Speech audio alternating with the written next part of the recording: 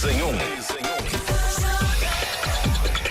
O ministro da Economia, Paulo Guedes, se reuniu hoje com o presidente da Câmara, Rodrigo Maia, e disse que o país vai ter um novo regime previdenciário e trabalhista. A ideia do encontro era ajustar detalhes do texto da proposta de emenda constitucional que o presidente Jair Bolsonaro vai enviar ao Congresso assim que tiver alta do hospital. Pelas contas de Rodrigo Maia, a reforma terá a maioria dos votos em até 2 meses. Nesse período, o governo trabalha para conseguir ao menos 320, 330 votos, o que daria ali uma margem de segurança. Nesse cenário traçado por Maia, a Câmara concluiria a votação até o final do semestre e depois seguiria para o Senado, onde o jogo é outro. Pelas contas de Paulo Guedes, a reforma da Previdência representará a economia de R$1 trilhão em 10 anos. Vera Magalhães. Pois é, Silvio, é uma proposta, como a gente disse ontem, arrojada, ousada, esta que está na minuta da equipe do Paulo Guedes. Não necessariamente é aquela que chegará ao Congresso, menos ainda é aquela que será aprovada. A gente tem um período aí de perda de massa magra, perda de massa muscular, de acordo com as iniciativas tanto da área política, primeiro do governo, que vai desbastar um pouco a reforma, quanto depois do próprio parlamento, que vai tratar de desidratar umas outras tantas coisas. Por que eu digo isso? Porque isso já fica claro diante das primeiras reações ao vazamento da minuta. O primeiro a vir a público foi o vice-presidente da República, general Hamilton Mourão, dizer que não é a proposta final e que caberá a Jair Bolsonaro dar o seu aval, e já adiantando que o presidente não concorda com a idade igual para homens e mulheres. Então já parte aí de um primeiro óbice. O segundo veio do chefe da Casa Civil, que também falou a mesma coisa, que Bolsonaro terá de dar a palavra final, e tentou despistar um pouco, dizer que nem mesmo na área econômica essa é a proposta final, que há várias ainda em estudo. Isso, na verdade, não é.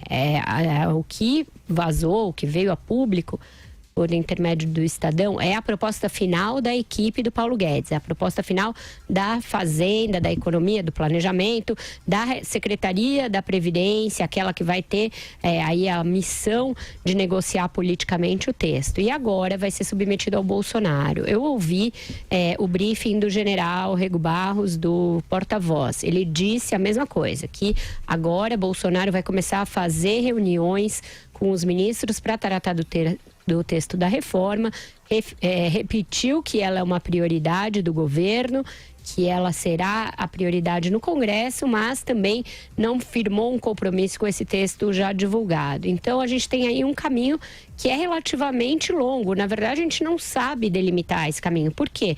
Porque a alta do Bolsonaro não está mais prevista, ninguém mais dá uma data para a alta dele. Os médicos, por enquanto, não permitem que os ministros tenham acesso a ele, se reúnam com ele, despachem com ele. Ele ainda está em repouso.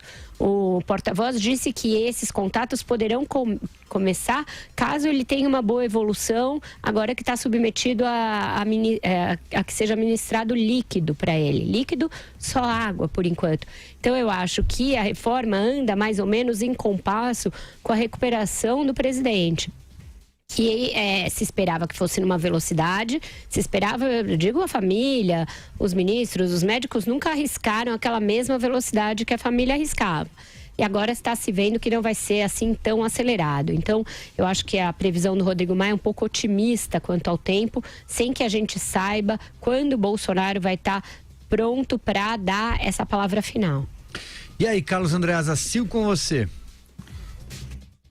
Eu volto ao que disse ontem. Essa minuta que vazou tem como data 28 de janeiro. Ela não andou desde então por motivos óbvios. Desde então, o presidente esteve fora de combate, submetido a uma cirurgia e se recuperando. E, obviamente, como ele assina a PEC, ele precisa deliberar a respeito e decidir se aquele caminho é o correto a ser seguido. Essa minuta, e é muito importante falar sobre isso, e é importante, a Vera falou, nós falamos ontem também, este é o texto desejado pelo Paulo Guedes, este que circulou. Não quer dizer que seja o único, nem que seja algo pronto, fechado. De fato, sempre foi assim. A equipe econômica apresentaria algumas possibilidades de proposta, tendo a sua favorita a ser defendida. Isso não andou porque nenhuma dessas possibilidades pôde ser apresentada ao presidente. Insisto, esta que vazou é a dos sonhos da equipe econômica. É a corda esticada ao máximo, porque, como se sabe, uma vez chegando ao Congresso, haverá distensão, haverá negociação, haverá os sabotadores de sempre, estão operando inclusive desde dentro do governo, para que a coisa ceda, para que, e é normal, em termos de negociação, que assim seja, é do espírito democrático da tramitação no Congresso. Isso é uma coisa muito importante, esse encontro entre Paulo Guedes e Rodrigo Maia hoje, especialmente conforme expressado nas declarações que deram em seguida, de ambos, muito boas, sobretudo a do Rodrigo Maia.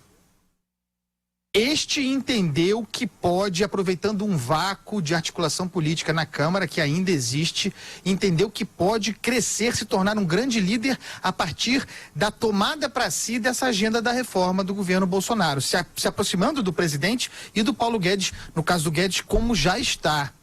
Ele sabe que ocupando esse espaço pode crescer muito politicamente, se tornar uma grande liderança, que ele, embora reeleito presidente da Câmara, ainda não é. Esse está com o faro correto. Nessa entrevista hoje ele mata no peito e diz que é com ele mesmo.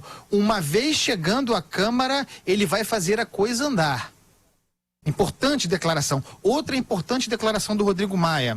Realista, mas sobretudo sinalizando para os seus pares. A ideia do governo de aproveitar a PEC, que já passou por comissões, tanto pela CCJ quanto pela comissão especial, portanto chegando já ao plenário, é algo possível, porque depende de um grande acordo de lideranças e, portanto, um acordo de lideranças que passa pelos líderes da oposição, de modo que possível, mas improvável, é difícil que aconteça. Ele deixou claro, e também faz uma sinalização do seu papel de presidente da Câmara, que a coisa deve seguir o rito regimental clássico, ou seja, ser apresentada a Comissão de Constituição e Justiça, depois a Comissão Especial e só depois ao plenário, de modo que na fala do presidente da Câmara, perdeu força a ideia estratégica do governo de pular etapas. Isso me parece difícil de acontecer, embora possível. É possível, regimentalmente possível, mas depende de um acordo difícil. Então, sinalizações importantes aí. E agora, esperamos o presidente se recuperar nos próximos dias, nas próximas semanas, para, diante das possibilidades de reforma, inclusive essa corda esticada ao máximo, escolher o caminho a ser seguido, enfrentando as dificuldades mesmo dos diferentes entendimentos do que seja a prioridade da Previdência dentro do governo e no parlamento. Aliás, só para concluir, o Rodrigo Maia fez um agradecimento ao presidente Jair Bolsonaro por não haver interferido na eleição na Câmara.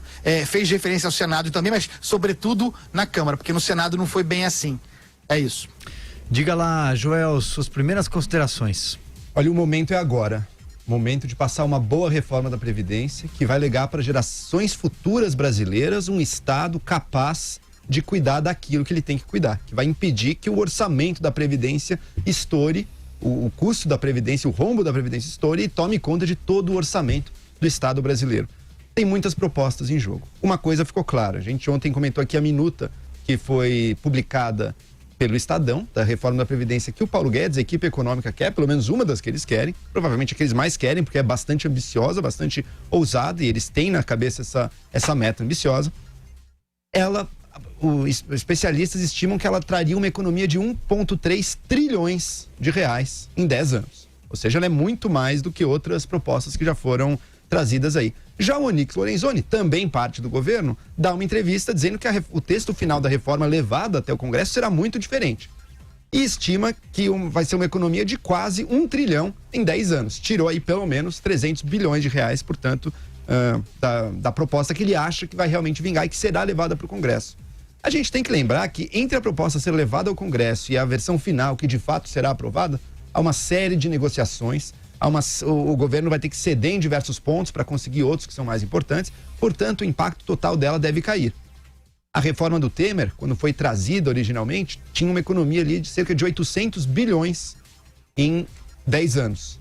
E lembrem-se que o Onyx considerava aquela ousada demais, já ambiciosa demais, não sei se ele mudou de ideia, mas ela trazia originalmente um impacto de 800 bilhões, uma economia de 800 bilhões em 10 anos.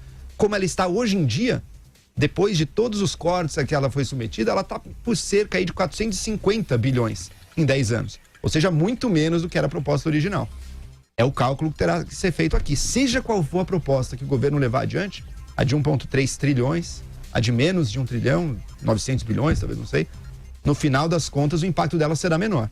E mesmo assim será essencial para o Brasil. Política é isso, é passar a fazer o que é possível, caminhando na direção certa. O momento é agora, porque existe uma aceitação geral da população e do Congresso de que é necessário, é inevitável, no fundo, ter uma reforma da Previdência. E isso a gente pode agradecer ao governo Temer por ter mantido esse tema na pauta, ainda que não tenha sido capaz de aprovar, mas manteve o tema na pauta, a opinião pública foi se acostumando com ele, não é mais um palavrão. Todo mundo reconhece que, olha, talvez não seja aquilo que a gente mais gostasse, quisesse, ninguém gosta de tirar benefícios de ninguém, mas é necessário para o futuro do Brasil. E o novo governo chega com bastante confiança, bastante boa fé, bastante crença da população e uma boa vontade do Congresso. A hora é agora.